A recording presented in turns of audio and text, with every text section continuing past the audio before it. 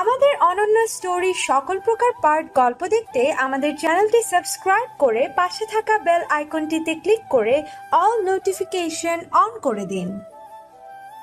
উফ, এই মেয়ে কি নিজের স্বামীকে ফেলে শাশুড়ির সাথে ঘুমাচ্ছে? ইচ্ছে তো করছে মাথার উপর থেকে আছাড় মারি। বেয়াদব মেয়ে, তোমাকে আমি বোঝাবো আমাকে ছাড়া থাকার মজা। উফ, আব্বুর সাথে বাজিয়ে গেছে। তিথি তো শান্তিতে ঘুম। আবির একবার উঠে বারান্দায় যাচ্ছে আর বারবার বিছানায় এসে বসছে। কোনোভাবে তার ঘুম আসছে না। পুরো রুমের পায়চারি কাটে। উফ, একটা রাত ওকে ছাড়া থাকতে পারছি না।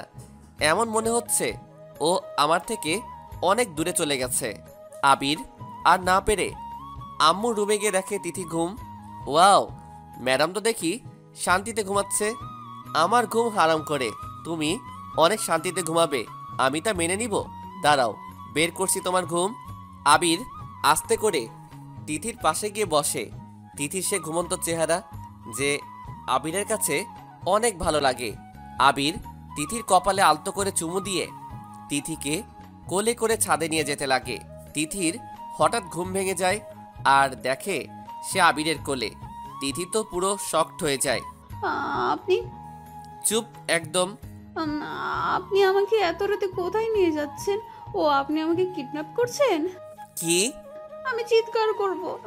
আবির তিথির দিকে অগ্নি দৃষ্টিতে তাকায় আর রাগী সুরে বলে, চুপ থাকো, না হলে আছাড় মারবো। সব সময় ফালতু কথা। তিথি ভয়ে কুঁকড়ে গেছে।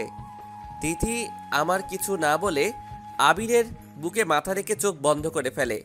আবিরের ঘাড়ে এক হাত দিয়ে আরো শক্ত করে ধরে রাখে। আবির সিঁড়ি দিয়ে উঠে আর ছাদের দরজা খুলে ছাদে যায়। তিথিকে দোলনায় বসিয়ে দিয়ে ছাদের দরজা বন্ধ করে। তিথি কাঁপা কাঁপা গলায় বলে, স্যার, আপনি আমাকে এত রাতে ছাদে কেন নিয়ে আসলেন?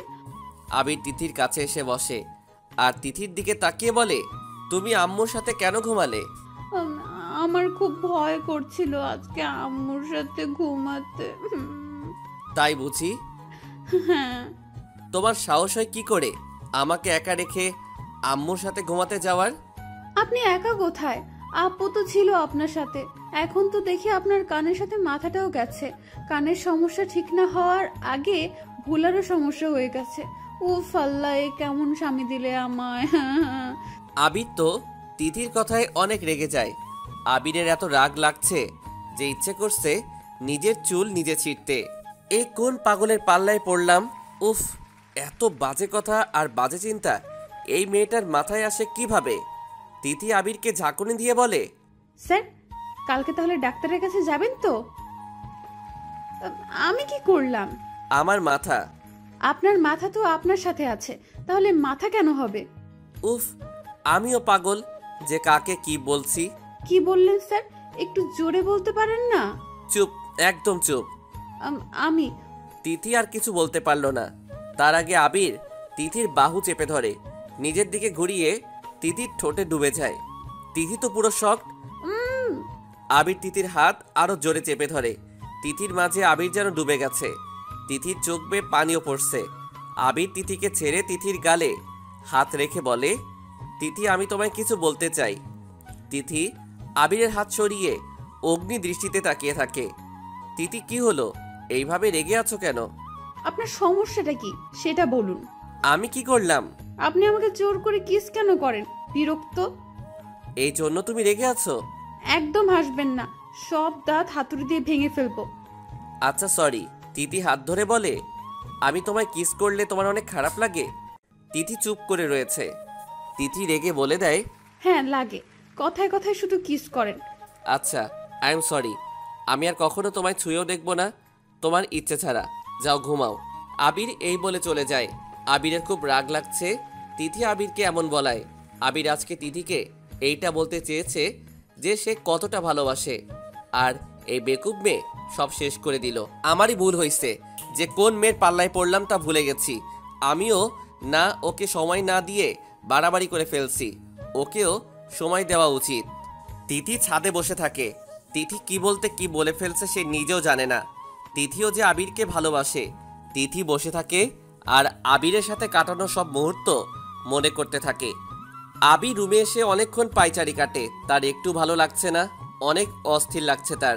আবির অনেক ভাবতে ভাবতে ঘুমিয়ে পড়ে। তিথি ছাদ থেকে এসে আম্মুর পাশে শুয়ে যায়। সকালে তিথি আর আম্মু কিচেনে নাস্তা বানাতে থাকে।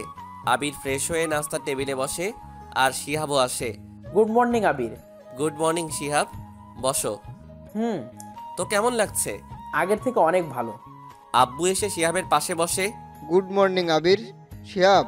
Good morning uncle. আম্মু আর তিথি নাস্তা নিয়ে আসে, সবাইকে নাস্তা বেড়ে দেয়।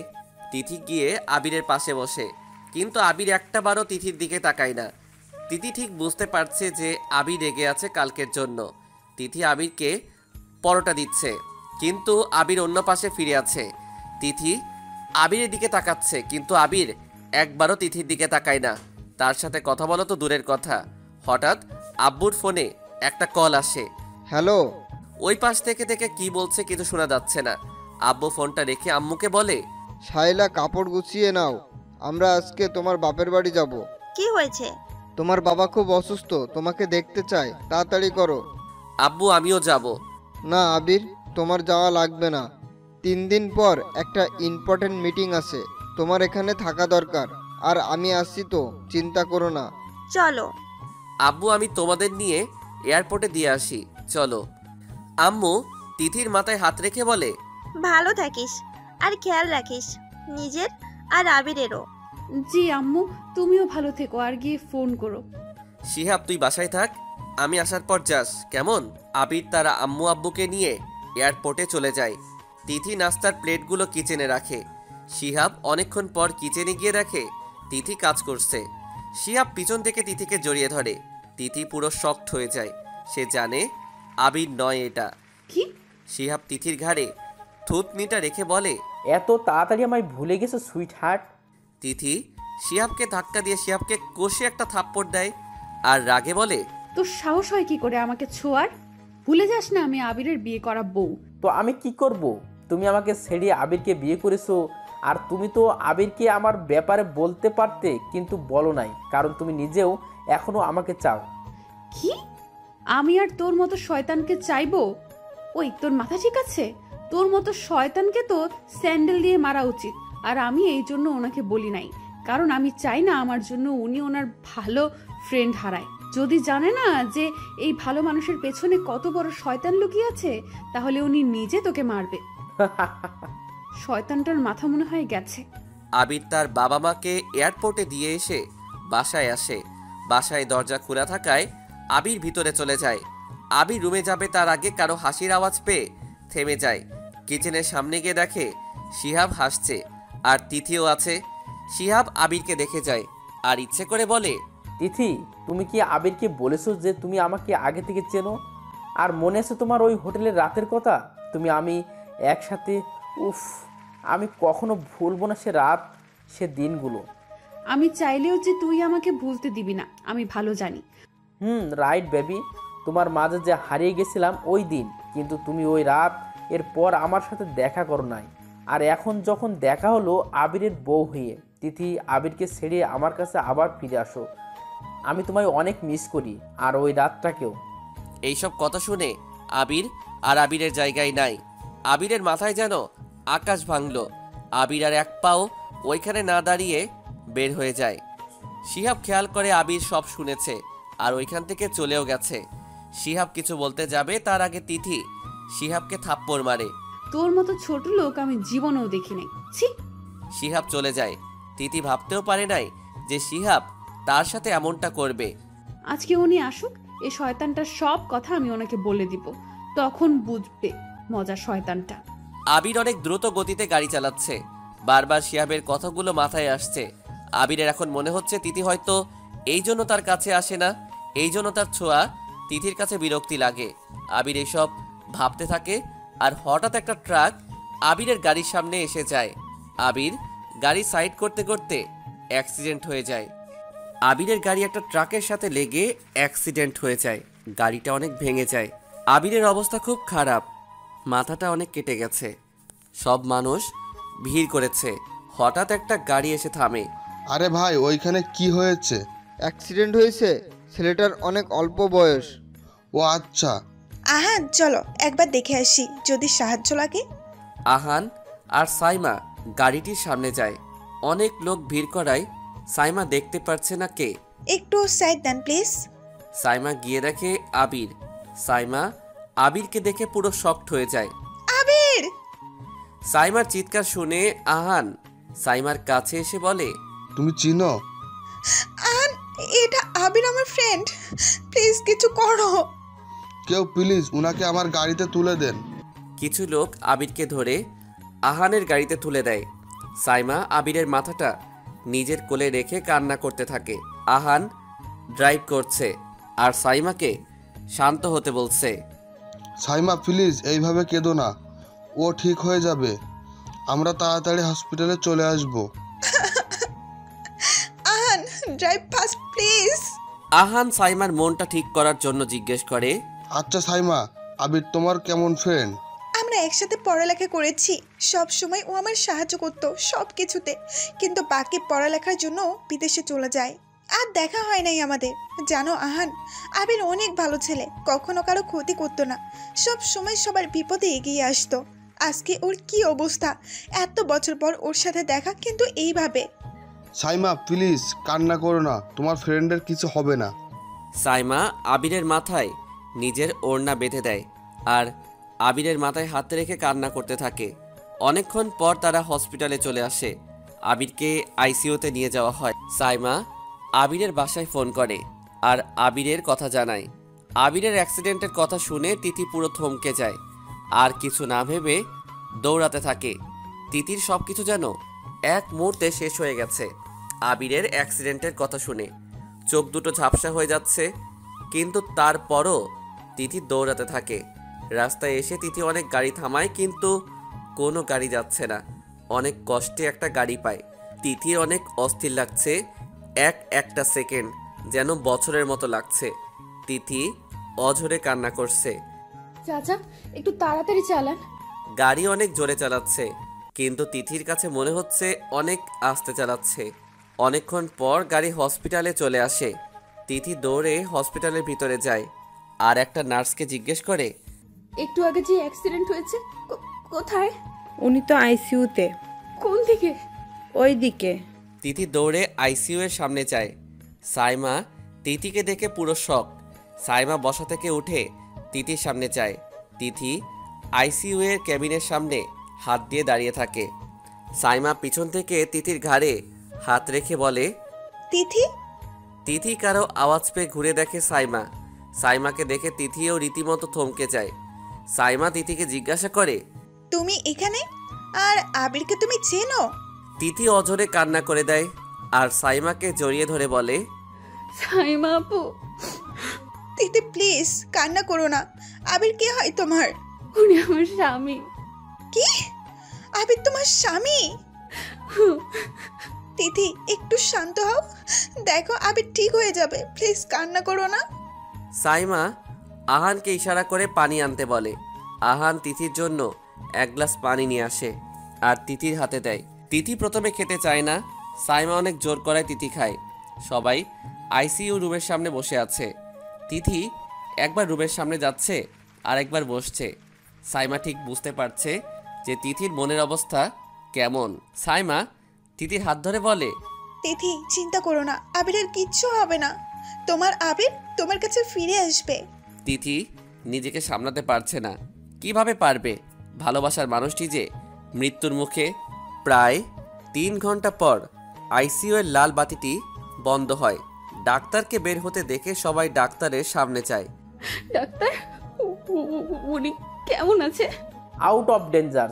তিথি এক বড় নিঃশ্বাস ফেলে আর ডাক্তারকে জিজ্ঞেস করে, আমি দেখা করতে পারি প্লিজ? দেখুন, এখন না ওনার সেন্স ফিরলে তখন। এখন ওনাকে কেবিনে শিফট করা হবে। ওকে ডাক্তার, ধন্যবাদ। সাইমা তিথির হাত ধরে বলে, তিথি আবির ঠিক আছে, এইবার শান্ত হও। আবিরকে কেবিনে শিফট করা হয়ে গেছে।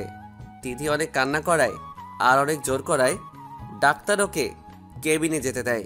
তিথি আবিরের পাশে একটা টুল টেনে বসে। তিথির চোখ বেয়ে পানি পড়ছে। আবিরের হাতটি নিজের হাতে নিয়ে মুখের কাছে এনে কেঁদে দেয়। আপনার কিছু হলে আমার কি হতো? আমি পারবো না আপনাকে ছেড়ে থাকতে। বড্ড বেশি ভালোবাসি আপনাকে। সাইমা পিছন থেকে সব শুনছে আর মুচকে একটা হাসি দিয়ে কেবিন থেকে বের হয়ে যায়। কি হলো, চলে আসলে যে? তিথিকে আবিরের পাশে থাকতে দিলাম। ওর সেন্স আসলে না হয় আমরা দেখা করব। এখন তিথি ওর পাশে থাকুক। আচ্ছা, তুমি ওকে কিভাবে চিনো? আবির তো তোমার ফ্রেন্ড, কিন্তু তিথিকে আমি 3 বছর আগে একদিন দেখেছি। অনেক ভালো মেয়ে। ওই দিন আমি কখনো ভুলবো না। সাইমা আহানকে সব বলে। আহান অনেকটা রেগে বলে, ছি, মানুষ এত নিচে নামতে পারে? মেয়েটা কিনা সহ্য করেছে। ওই দিন থেকে শিহাবের সাথে আমি আমার ফ্রেন্ডশিপ শেষ করে দিয়েছি। আমি ভাবতেও পারি নাই যে আমার ফ্রেন্ড একটা মেয়ের এত বড় ক্ষতি করতে চাইছে। আহান আর কিছু বলে না। সাইমার হাত ধরে বলে, বাসায় যাবে না? সবাই আমাদের জন্য অপেক্ষা করছে। আবিরের সেন্স ফিরে আসলে না হয় যাব। আর তিথিও তো একা। সাইমা, অনেক জার্নি করে এসেছিস, বাসায় গিয়ে ফ্রেশ হয়ে আসলে ভালো হয়। তিথি তো আছে, আমরা তাড়াতাড়ি চলে আসব, সবাইও তো অপেক্ষা করছে। সাইমা আর কিছু না বলে চলে যেতে লাগে।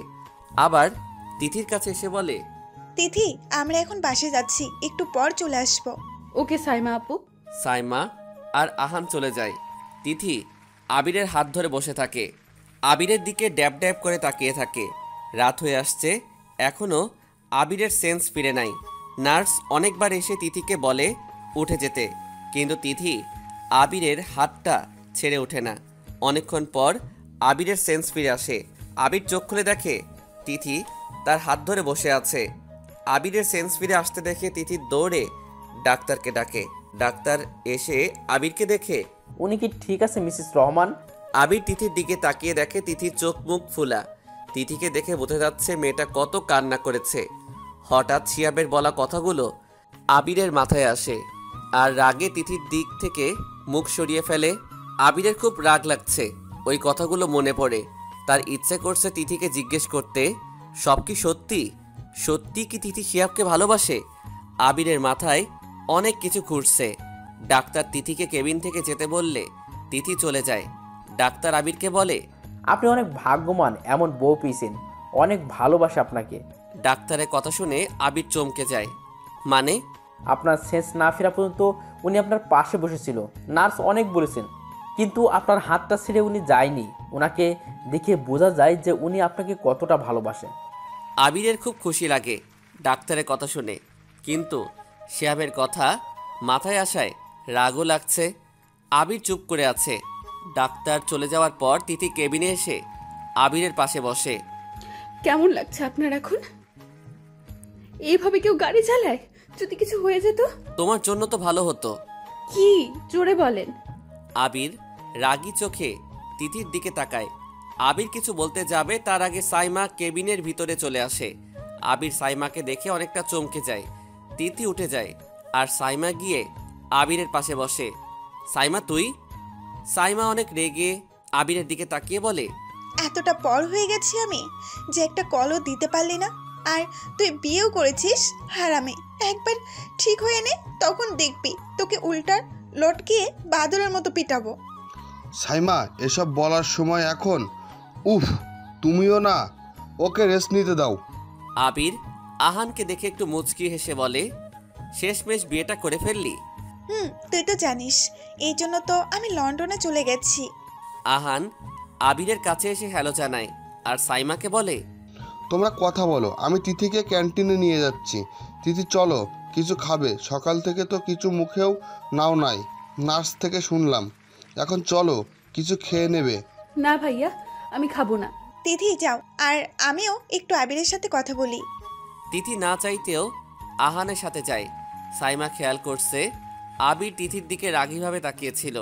কিরে, তুই এত রেগে তাকিয়ে আছিস কেন? ও আচ্ছা, তোর বউ কিছু খায়নি তাই? তুই ওকে চিনলি কিভাবে যে ও আমার বউ? আরে, ওকে তো আমি অনেক আগে থেকেই জানি। অনেক ভালো মেয়ে, কিন্তু আজকে জানতে পারলাম ও তোর বউ। ও আচ্ছা। একবার ঠিক হয়ে নে, তখন বুঝবি মজা। তোকে আমি সত্যি অনেক মারবো, হারামি। একটু বললেও না যে বিয়ে করছিস। আবির একটু হেসে দেয় সাইমার কথায়। আবির আর সাইমা অনেক কথা বলে। ওইদিকে আহান তিথিকে জোর করে খাইয়ে দেয়। তিথি না চাইতেও খায়।